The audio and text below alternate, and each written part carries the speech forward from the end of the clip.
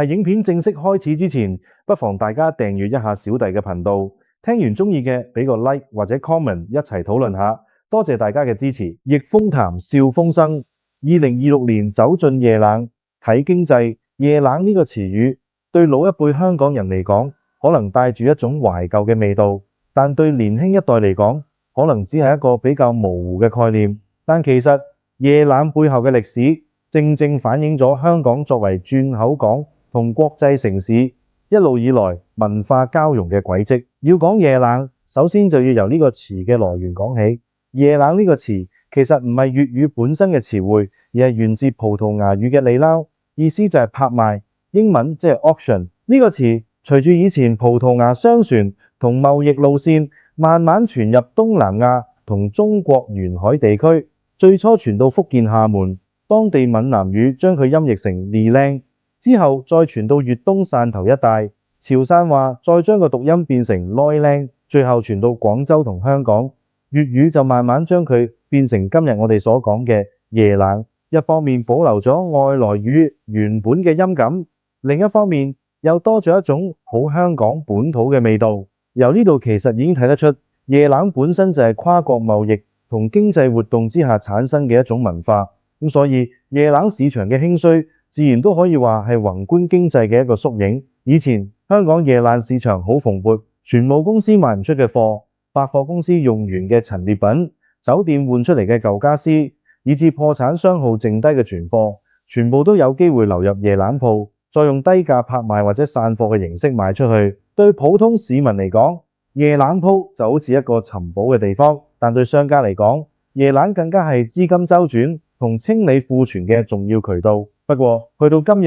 香港仲有幾多間真正傳統嘅夜冷鋪呢？真係屈指可數。但夜冷背後嗰種精神其實一直都冇消失。所謂夜冷，本質上就係處理過剩、滯銷、倒閉公司資產嘅經濟活動。今日只不過係換咗另一種形式，隱藏咗喺鋪位買賣、公司清盤同埋信貸風險評估入面。近年嚟，小弟平時行街食飯都留意到一個幾明顯嘅現象，就係而家香港無論大型商場、街角地鋪，甚至樓上鋪，都似清一色變成食肆。由米芝蓮星級餐廳到內地過江龍品牌，再到本地比較小眾嘅特色咖啡店、手工甜品鋪，真係乜都有。各國菜式亦一應俱全，日本和食、韓國炸雞、泰國船麵、越南河粉、印度咖喱，以至中東菜、墨西哥卷，全部都可以喺香港呢個彈丸之地食得到。表面上睇，呢個現象好似係話俾我哋知，香港飲食業仍然好興旺、好多元化，美食天堂呢個招牌仍然存在。但如果我哋調返轉頭，用逆向思維去睇，就會發現呢種睇落好繁榮嘅現象，其實可能正正係一個警號。點解咁講呢？因為當成條街、成個商場慢慢只係剩低食肆嘅時候，其實就代表其他類型嘅零售業，尤其係賣非必需品嘅行業，正在急速萎縮。以前行商場，你會見到賣水晶首飾嘅鋪頭，賣精緻公仔嘅玩具店，賣歐洲古董家私嘅藝術廊，名牌手錶專門店，甚至係高級音響同攝影器材鋪。但今日呢啲鋪頭好多已經消失，取而代之嘅就係一間又一間餐廳。其實呢個現象已經好清楚話俾我哋知一件事，香港市民嘅消費模式已經徹底改變。當經濟前景唔明朗，收入增長停滯，大眾消費嘅優先次序就自然會慢慢傾向即時滿足同埋基本需要。食飯係每日都要做嘅事，而且食一餐好嘅可以即時帶嚟滿足感。但相反，買一隻靚手錶、一件水晶擺設、一個名牌手袋，呢啲全部都屬於延後滿足嘅奢侈品消費。當經濟進入下行週期，呢類消費自然就會最先被削減。更加值得留意嘅係，以前香港零售業其中一個最大優勢就係實體購物嗰種睇得到摸得到嘅體驗。但隨住淘寶、京東、拼多多以至全球各大網購平台興起，再加上物流越嚟越方便，今日消費者根本唔使出門口就已經可以買到世界各地嘅產品，而且好多時價錢仲平過香港實體店，款式亦更加多。就算係廟街呢一類極具香港本地特色嘅夜市，入面賣嘅好多玩具、紀念品，電子小工具，其實貨源都係來自內地，消費者自己直接上淘寶揾，隨時仲平過你喺廟街買。咁呢個亦解釋咗點解今日廟街對本地人甚至對遊客嘅吸引力都已經大不如前。如果當局仲係用以前嗰套舊思維去推廣廟街，我相信效果只會事倍功半。與其繼續買一啲淘寶都買得到嘅貨，不如參考下屯門夜市嗰種模式，將廟街轉型做一個以特色小食、地道宵夜為主嘅零食夜市，反而可能更加吸引而家追求打卡即食體驗嘅年輕消費群。換句話講，今日香港零售業除咗食之外，好似已經揾唔到第二條好明顯嘅出路，而呢種別無他選嘅困局，正正就係香港經濟結構越嚟越單一化嘅危險信號。至於呢種消費模式改變，最直接受到影響嘅就一定係各行各業嘅實體零售商。小弟最近亦嘗試用一啲另類數據去量化呢個問題。我粗略統計過，而家每一個月單單喺夜冷呢一個環節，平均收到嘅倒閉公司存貨同室內裝飾已經有大概15至16宗，而呢啲個案涉及嘅行業非常之廣，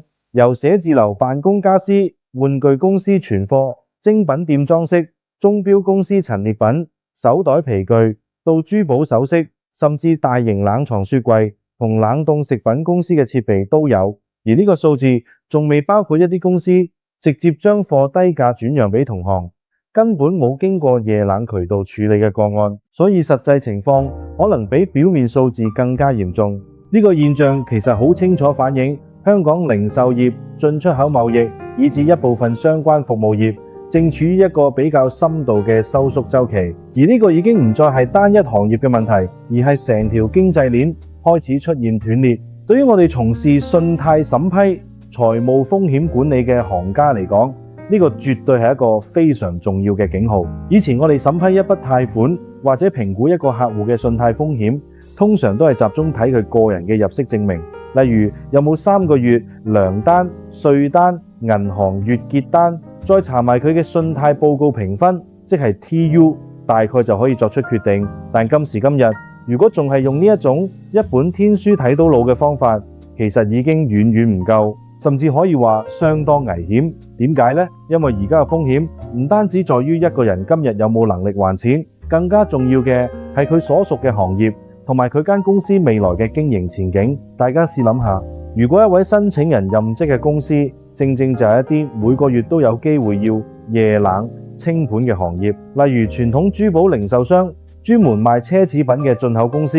又或者係一間做緊滯銷玩具嘅批發商，就算佢今日份糧單幾靚都好，過去3個月嘅收入記錄完全冇問題，但如果佢間公司本身嘅生意已經江河日下，隨時都可能裁員減薪甚至倒閉，咁呢個申請人嘅還款能力其實就係建立喺一個非常脆弱嘅基礎上。一旦間公司出事，佢嘅收入就會即時中斷，而之前批出去嘅貸款就有機會變成壞賬。所以我認為我哋做信貸嘅必須要與時並進，要將宏觀經濟分析同微觀行業動態正式納入日常信貸審批流程。今日我哋要問嘅已經唔可以淨係問佢還唔還得起，更加要問佢間公司做緊咩生意，呢個行業喺香港仲有冇生存空間？呢個行業整體營收同就業情況究竟係上升定係下跌？中美貿易戰同全球供應鏈重組對呢個行業有幾大影響？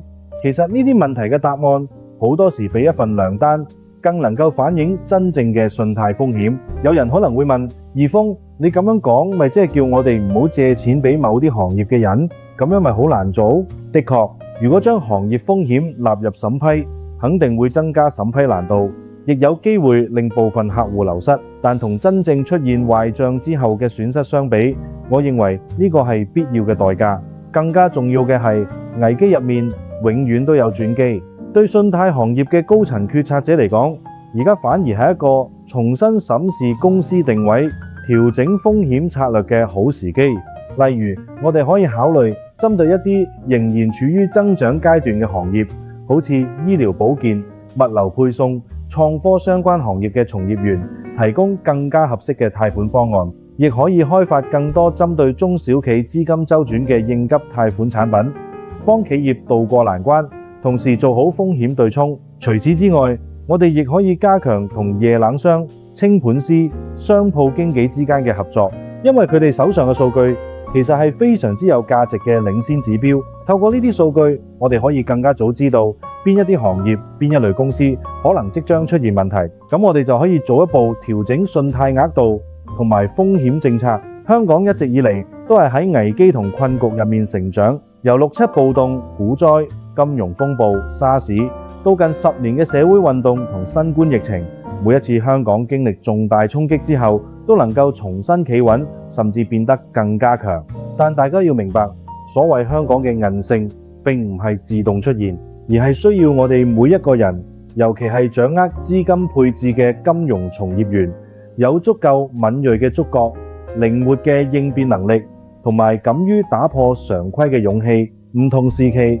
就應該有唔同部署，千祈唔好抱住一本舊天書，用以前嗰套思維去衡量今日新時代嘅風險。只有咁樣，我哋先有機會喺呢個動盪嘅經濟週期入面保護好自己間公司，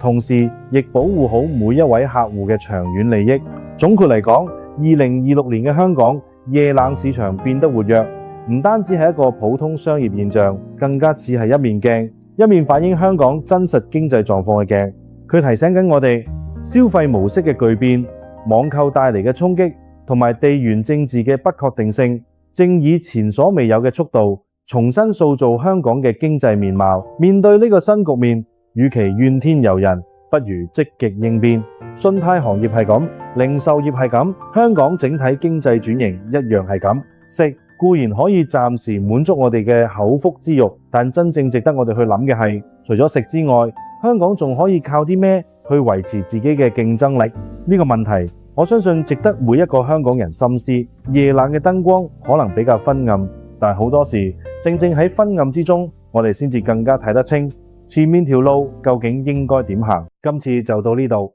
多謝大家支持。鍾意呢條片嘅，不妨俾個 like，訂閱小弟嘅頻道，撳埋個鐘仔，咁就唔會錯過最新嘅片啦。